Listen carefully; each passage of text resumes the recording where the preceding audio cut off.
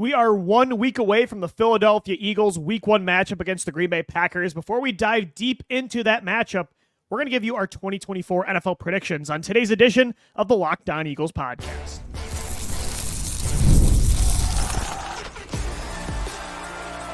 You are Locked On Eagles, your daily Philadelphia Eagles podcast, part of the Locked On Podcast Network, your team every day. Thanks so much for making Locked On Eagles your first listen each and every day. Welcome in, Eagles fans, to this Friday edition of the show. I'm Louis DiBiase, joined as always by Gino Camilleri. I can't believe it, but we are 7 days away from the start of the 2024 regular season for the Eagles. But Gino, we're only 6 days away from the start of the NFL season with a great game on Thursday night. Patrick Mahomes against Lamar Jackson, the rematch of the AFC Championship last year. And, obviously, I don't need packed Week 1 matchups. I think everybody's just so excited football's back that you can give me Eagles Lions or Jacksonville Week 1. I don't need the marquee matchup, but it is awesome that the NFL is giving us two great matchups on Thursday and Friday heading into the first weekend.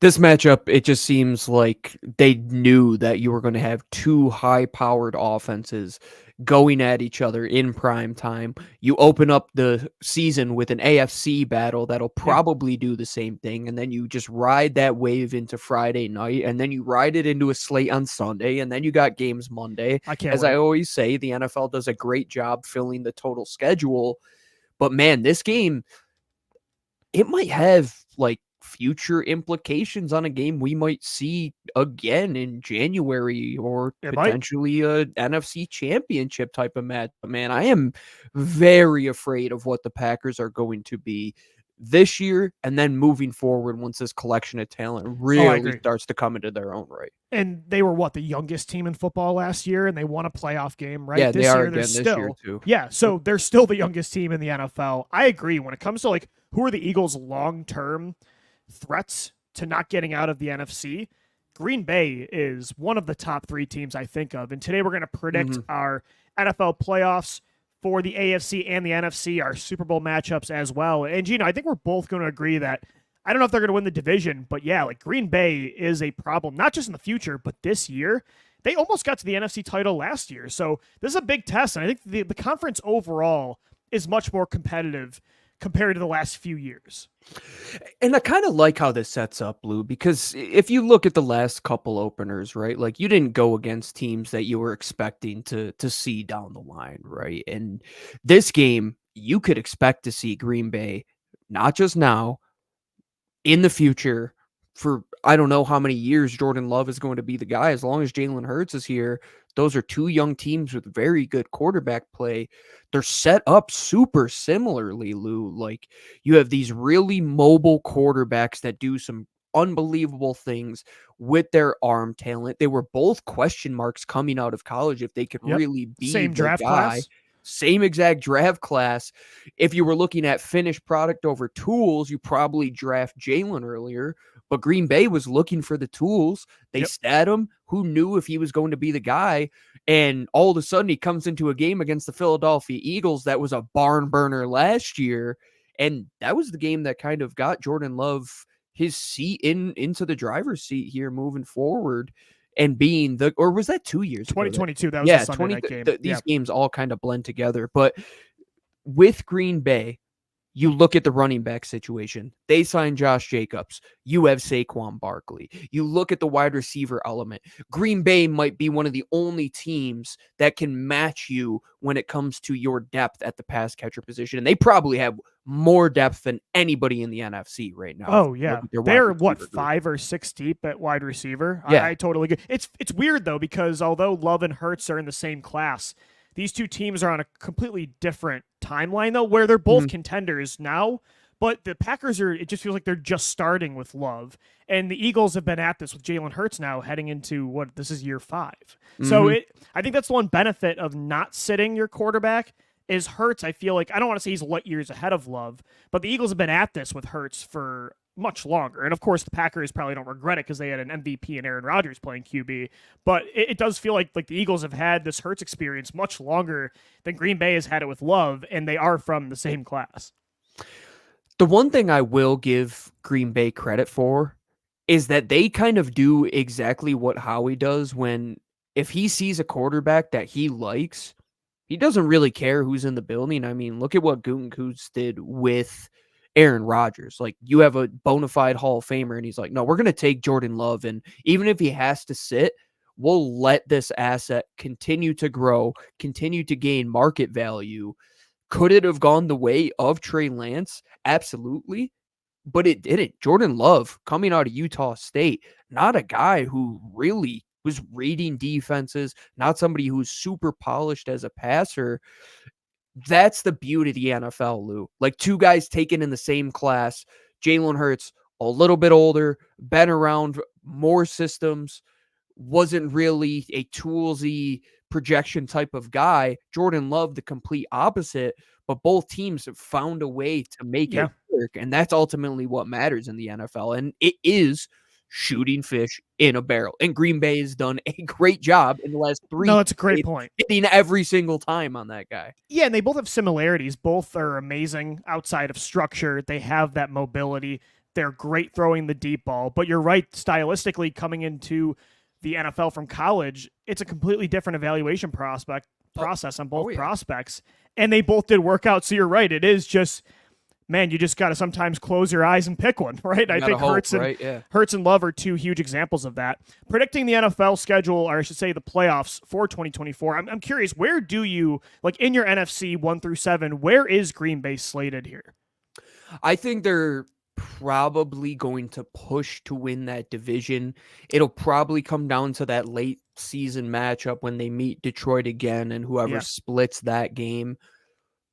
If they don't win the division, I probably put them as the number 1 wild card spot. And if they win the division, oh man, it's going to be a tougher division than it was last year. Obviously, Caleb Williams and that Bears team is going. They're probably a year behind Green Bay when it comes to the still trajectory. Got weapons. Like, Minnesota's not going to be an easy win every single week. They're my 4 seed. I actually do think they're going to beat out the Lions for the division. I have the 4-5 being Green Bay, Detroit at 5. The reason I don't have the Packers as a top 3 seed is what you're saying.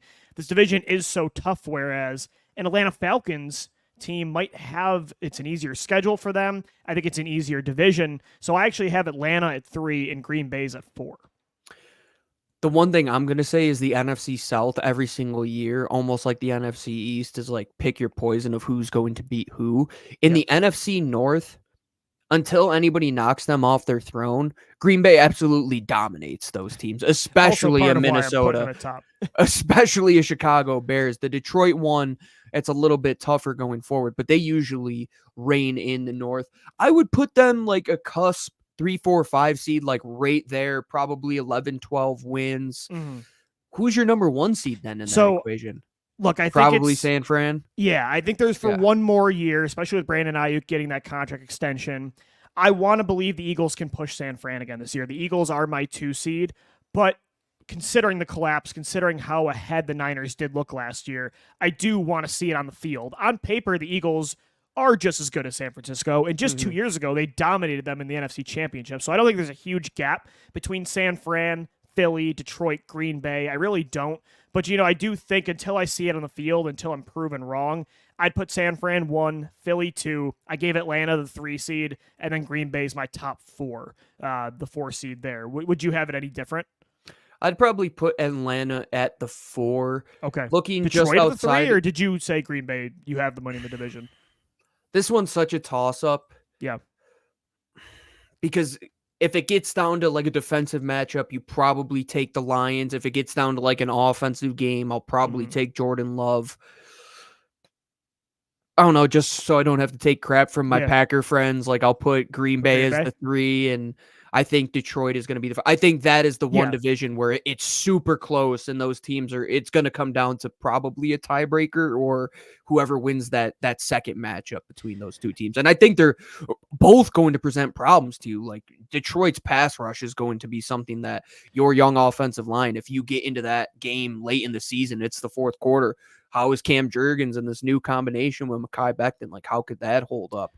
If you get into a shootout with Green Bay, you have to go blow for blow and make sure you hit every single three you did. Neither back in team's going to feel like a 2022. wild card team at all, Gino. Like, whoever doesn't win the division, to me, is the 5 seed. I've got it as Detroit as well. And then my final 2 seeds, so I have the Rams getting back there at the 6. Okay. Big fan of Sean McVay and Matt Stafford. That defense has a lot of underrated young pieces as well. Cooper Kupp's going to be healthy. That combo with him and Puka Nacua is lethal. And then I do not have the Dallas Cowboys making the playoffs. I think the come down is here. There's been so many distractions this offseason. I don't think that roster is as good as it's been in years past. The Dak Prescott of it all is a massive distraction as well. I wanted to put Chicago. This might be surprising. I put the Seattle Seahawks as the 7 seed. I'm a bigger fan than most of what Seattle's building over there. And they had a winning record last year with a terrible offensive line. I think it's going to be a little bit better. And so many of these young pieces on defense, I think, are only going to get better. The quarterback play is one thing where I'm like, am I going to put my chips in the basket of Dak Prescott or Geno Smith? That's fair, but how much of a gap really is there with a lot of these NFC quarterbacks fighting for a wild card spot? The thing with Dak is, like, you at least know the floor with him, right? I know, and now, like, it is this. Let's say he has this contract year where he's like, okay, I don't care who pays me, but he goes absolutely ballistic. And he's like, all right, this is the first $65 million quarterback, or like completely resets the market wherever he goes with that type of season. With the roster that they have, I think it's going to be tough for them not to make the playoffs. Fair. But if Seattle does go crazy, I put them at that 6 seed. I think they really do have a chance to be that one team that is knocking at the door. Like, you don't want to play them in the playoffs. I love the odds too. Maybe I'm just thinking of it more from a betting perspective on FanDuel, but I think I get a lot of bang for my buck if I pick Seattle in there, because so many people are betting on, the Rams getting back, the Cowboys, the Chicago Bears are such a sexy pick right now. And again, it was between them and Seattle. But, every single year there's a team that gets in both conferences that you're like, definitely did not predict that.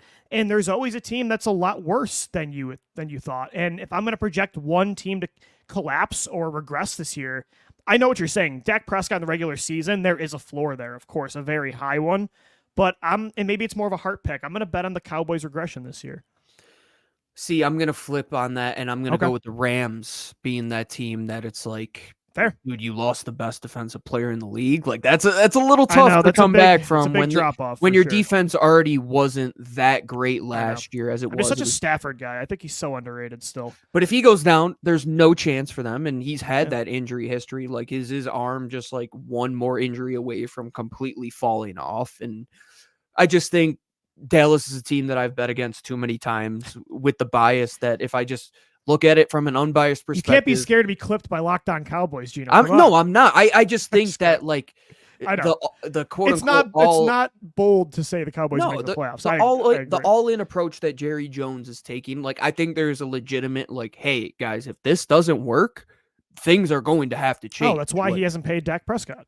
Yeah, and if the team bucks up and they get paid, like, good for them. And if not, maybe the implosion comes next year, but I still think that they're going to be a threat. CD is the hardest guy to cover in the league right now. Like, the Eagles couldn't do it last year until they proved me otherwise that they could do it.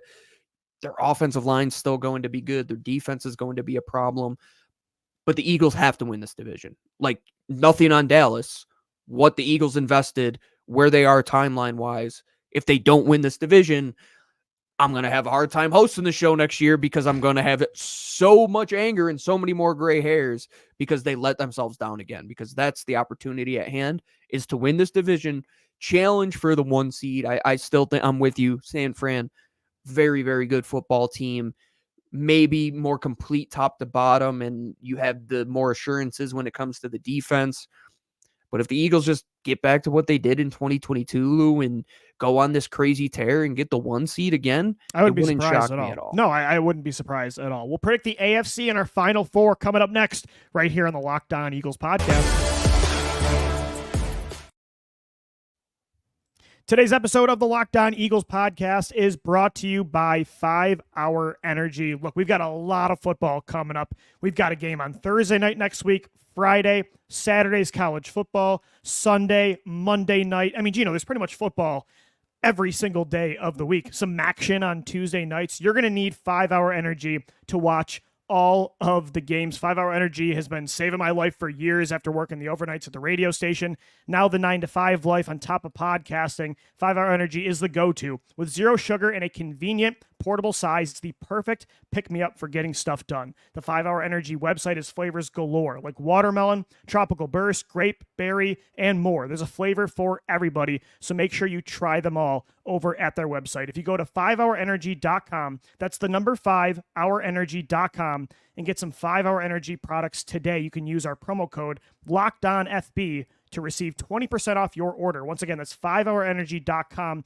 promo code LOCKEDONFB for 20% off. This offer is only valid until September 30th on one order and cannot be used with other promotions. The code is not good on subscription orders. Go to 5 Hour Energy today. We thank them for sponsoring the Locked On Eagles podcast. Thanks so much for making Locked On Eagles your first listen each and every day, guys. I'm sure you've already heard the NFL division preview for the NFC East on our channel, but to become the most informed NFL fan, make sure to check out the entire 2024 Locked On NFL season preview, covering every division across the league from our 32 NFL hosts who cover each team every day. It was an awesome production from our network. This 8-episode series will stream live on the 24/7 Locked On NFL YouTube channel and on Amazon Fire TV. Catch all the action on Tuesday, September 3rd, starting at 7 p.m. Eastern Time. The 2024 Locked On NFL season preview is the kind of analysis, insight, and entertainment you won't find anywhere else. Part of the Locked On Podcast Network, your team every day. So, Gino, we're predicting the 2024 NFL season, 1 through 7 for the NFC and for the AFC. We already did our own conference. For the AFC, it's chaos. It's like Mad Max Fury Road with quarterbacks. There are so many teams that you could make the case should get in, and so many teams look different this year, and there's a lot of pressure on like the Cincinnati Bengals to get it done with all their contracts. The Buffalo Bills lost so much talent this year. The Baltimore Ravens kind of did too. They have a little bit of a transition, and they brought in Derrick Henry. How are they going to look? There's so many what ifs in that conference that I will say going 1 through 7 was pretty difficult. You can look at each division and make the case for about 75% of the teams. So 3 out of every 4. What's the one team in the AFC you like just believe will not make it? Like, I think it's like the Raiders and Broncos, and that's probably it. Broncos definitely are not making it. Love Bo Nix. But even the Raiders were scrappy at the end last year. They were alive until the finish. It's Gardner Minshew's team. I don't know how far they're going to go. He almost made it last year with the Colts. Definitely the 2 teams in the West. I think the Steelers are in a sticky situation in and of themselves. The AFC but I say that every year, and they find a way. The Patriots are going to be that team. Okay, New England, yeah. No, you made it, yeah. So you could probably say 4 or 5 teams, but I mean, you're still talking about 10 or 11 teams that are going to be battling out to get into the playoffs. And that's the thing, Lou. Like, does Justin Herbert finally like put it all together? And does Joe Burrow stay healthy for the whole year? And then does Lamar Jackson overtake one of these other guys? What if Aaron Rodgers Allen play out of his mind? Yeah. What if Aaron Rodgers decides not to tear his Achilles 3 plays into the season? There's so much like Will Levis. What if he has this Carson Wentz type of elevation? On the Titans train this year. My cousin Titans has been talking me into it, and I hate every second about it. He's like, dude, we had all this talent. We added more veterans. I'm like, you know what? You're kind of talking me into it. Your offense has some talent. You had Tony Pollard. It's got a lot of talent. It does seem like that 2017 Eagles where it's like there's so much variance. It could be like we could fall off a cliff. They're my Sunday this offense could score 75 points a game. But then you also have Jacksonville to worry about, Lou. And then you have Shane Steichen in the Colts. I'm glad the Eagles are in the NFC right now. The AFC South is chaos. I mean, yeah, the Colts have so much talent. Almost made the playoffs last year with Gardner Minshew. The Jaguars were 8-3 before Trevor Lawrence got hurt, and then, of course, they collapsed. I think they've got a lot of new talent, too. Eric Armstead on defense. They signed Tyson Campbell to a long-term deal. They brought in Brian Thomas, Gabriel Davis. Yeah, it's really tough. There were some tough calls here. My top 4, I did go with the Chiefs as the 1 seed. If you couldn't beat the Chiefs last year, that was your opportunity. Now they've got Hollywood Brown and Xavier Worthy for Patrick Mahomes to throw the football to. I don't even know if Rashee Rice is going to get suspended this year. We'll see. That's an ever-evolving situation. So I had them as the 1. I did put the Houston Texans as the 2. Like, although that division is chaos, they are so talented. And every division in this conference is going to be a brawl. So there's got to be a 2 seed. I put Houston, and then I have Baltimore as the 3 and Buffalo as the 4. I think the Bills, with Josh Allen, you're always going to be a playoff team in my opinion, but they lost a lot of talent, Gino, a lot of it. They're not going to win that division. I think it's going to be close, but like you could also have a lot of what ifs for the Jets. If Aaron Rodgers gets hurt, they're screwed again. I think Miami's going to win the division, man. See, I just, they're such a high variance team. When they're not in warm Miami, when it gets to late November, December, I don't bet on that team to win in the clutch. The thing about the Bills for me is Josh Allen, of course, is like he's the mover and shaker, right? Like he's the guy that makes mountains move. But you lose so much on offense. The heartbeat of your defense is gone. The guy that you expected to bring back in Matt Milano ends up getting injured. Dude's always hurt. It's so much turnover, Lou. And I've seen Eagles teams that have. I look at last year's Eagles team, and I'm like, very similar, like a super similar situation where you feel like you have a lot of the guys up top, but there's so many question marks. But for me, Miami's just absolutely loaded right now. The Jets, I still don't buy it. Like it's a New York team playing in New Jersey. Like both of them, I know. A dumpster. Their roster is so good, though. If Rodgers life can destroy careers, I know. But even if they get 2020, was that 2022? 2022 Aaron Rodgers, they're still going to be competing for it. Like I do have the Jets as the 6th seed. Oh man, yeah. This is so tough. My wild card, so as I said, Chiefs, Texans, Ravens, Bills. My 5 through 7, I did put the Bengals in there. Again, a big what if Burrow can stay healthy, but like this is their year to get it done. I think they'll at least make the playoffs. The Jets are my 6. I did put Jacksonville in at the 7. Doug Peterson and Press Taylor's final stand. Their final stand. This is their Alamo. This is Doug Peterson's Press Taylor Alamo. Might get Doug fired again. You know, if they miss the playoffs, kidding. Doug's gonna fall on that sword again for Press Taylor. Yeah, he's too good to his guys. But I'm just a big Trevor Lawrence guy. They were 8-3 last year. It's a good team. It's a super talented team. And they pushed the Chiefs to the end of the divisional round 2 years ago. Like I think Jacksonville's kind of slept on a little bit. The number 1, we know who it is. Yeah. Kansas City. Agreed. Then it gets I don't think the Chargers are going to sneak in. Like they don't have the weapons. Like I love Justin to death. Herbert also not fully healthy heading into the season. Harbaugh's first year transitional period. The West is probably going to be the weakest. Yeah. The North, Cincinnati's got to find their way in with that roster, man. Like there's so much firepower. See, I had a hard time keeping Cleveland out for the same reason. It's Deshaun Watson, but that roster is so dude. His good. arm is. I think his arm. I think is it's dead. shot. I think it's dead. Yeah. Yeah. So I think my brother made this comparison. It's like a Ferrari with like square wheels. It can't move. It's like watching Flintstones or like SpongeBob when they try to draw cars. But number 1, Kansas City. Number 2, I think Houston. That roster we're on the same page there. Lethal. It's scary. Mm-hmm. They win that division outright. I'm gonna put Miami as the 4, Baltimore as the 3. Cincinnati, I can't give you a respective order when it comes to these 3 teams, but I think Cincinnati, Jacksonville. I wish there was like an additional playoff game because then I could probably. We need a play-in tournament in the NFL. We do, but man. So I put the Jets. We almost are identical. Colts are there. I've had the Bills. Let's give Shane Steichen the benefit of the doubt. We'll throw him in there. All right. So you had 3 teams from the AFC South are going to make it in my I can see it. So the only difference is there. So I left the Bills out. You left the Bills out. Yeah, I had the Bills as the 4. You had Miami in there instead. I kept Miami out of the playoffs. So that was the only difference there. And then instead of the Jets, you had the Colts. But outside of that, like we have 5 of the same teams out of the 7. So.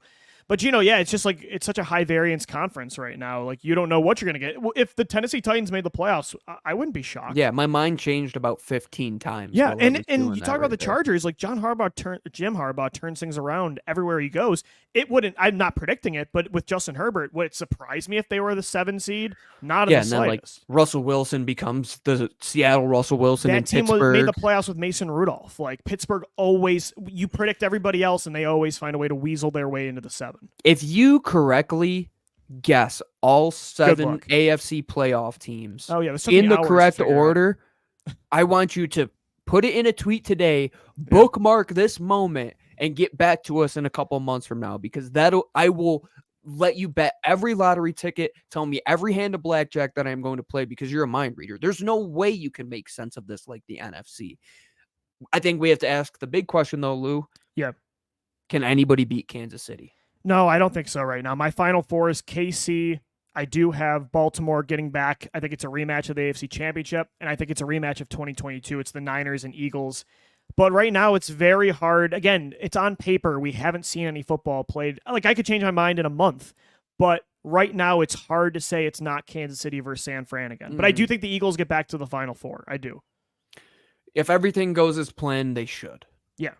Getting that 2 seed, ideally you want the 1. They need to get to the 2 over whatever team wins the NFC North. They need to make sure they get that home game over them, because that's why Eagles, Green Detroit, Bay week 1 is so important. It's all I agree. It's a huge game to open it up, and it's in if you're not a college football fan, this is the closest you'll probably feel to watching college football, where you're not playing an SEC game as an SEC team. You're an SEC team like Alabama going and playing Michigan, where it's like, okay, we're not in the same division. We're not going to see each other in divisional finals, but this might change the entire seeding. Like, this might flip the entire NFC playoff on their head. Can the Eagles beat San Francisco? In San Francisco, I don't know. You got to play at home. The AFC, Kansas City versus the field. I take Kansas City. Final Four is probably just like you said, man. Like the game that is opening the season probably is the last game we see in the AFC. But to say the same thing for the NFC, Lou, I wouldn't be shocked either. Like, if the first 2 games we saw next week were the rematches of the conference championships, would that shock you at all? No. In my opinion, no. Yeah, the NFL, again, it's different every single year, but right now on paper, I think some things will remain the same. But let us know what you think. Hit us up at Locked On Birds on X, at DiBiaseLoe, at GC24_football. We'll wrap up the show coming up next. Fan Friday, we'll hear from one of our listeners. Got some news as well. The Eagles made a couple roster transactions, so we'll get our takeaways coming up next right here on Locked On Eagles. This episode of LOE is brought to you by eBay Motors. Passion, drive, and patience. The formula for winning championships is also what keeps your ride or die alive. eBay Motors has everything you need to maintain your vehicle and level it up to peak performance. Superchargers, roof racks, exhaust kits, LED headlights, and more. Whether you're into speed, power, or style, eBay Motors has you covered. With over 122 million parts for your number one ride or die, you'll always find exactly what you're looking for. And with eBay Guaranteed Fit, your part is guaranteed to fit your ride or die every time, or your money back. Because with eBay Motors, you're burning rubber, not cash. With all the parts at the prices you want, it's easy to make your car the MVP and bring home huge wins. Keep your ride or die alive at ebaymotors.com. Eligible items only. Exclusions apply. eBay Guaranteed Fit only available to U.S. customers. All right, we're wrapping up this Friday edition of Locked On Eagles, the final show before it's game week. Eagles-Packers next Friday night. Monday, we'll dive into the matchups. We've got our crossover show with Peter Bukowski of Locked On Packers next week. FanDuel bets LOE 3 is going to make a comeback. I cannot wait for next week. Even Gino was at the Colorado NDSU game yesterday, like watching college ball, Gino. I'm just so ready. Apparently the Eagles are too. Oh, yeah, it's the best time of the year. Howie Roseman, though, he's not done improving the roster. He made 3 different moves the last 2 days. So he did sign former third-round pick from Alabama last year, Byron Young, to the 53-man roster. As a result, he did release Marlon Tuipulotu. He also signed our guy from 2 years ago, the Baylor safety that was a third-round pick for the Los Angeles Chargers, JT Woods, to the practice squad. So, and I love this, normally, I don't want to say normally, but a lot of the times it doesn't work out. But I like the idea of just banking on a former top pick and seeing what they have when you barely have to give up anything. JT Woods, a third-round pick that on the practice squad is worth a shot. And Byron Young's a former third-round pick, too, that you didn't have to pay almost anything for. So I just think that's not a bad strategy to fill out your depth. My good buddy Owen Reese, who's a scout over at the Shrine Bowl, he has a quote all the time that when you're watching college football and somebody quotes a 5-star making a 5-star play, he's like, did you expect anything less from a 5-star to make a 5-star play? So you take you take the risk on the skill, man. Like, you take the risk on a guy who's drafted in the 3rd round, and not just one guy. You got 2 guys. And what do you got to lose? These aren't starters. No, I mean, is it an upgrade over Tui Pelotu? The team, they seem to think so. I am surprised, don't though, personally Gino. know. I liked what Tui Pelotu did this summer, but that's just me. The team must like Thomas Booker more than him, but Byron Young, Yeah. he's going to be a guy that plays all over that defensive line for you. Former Alabama guy. They love their SEC cats, but the real belle of the ball, Lou, JT Woods.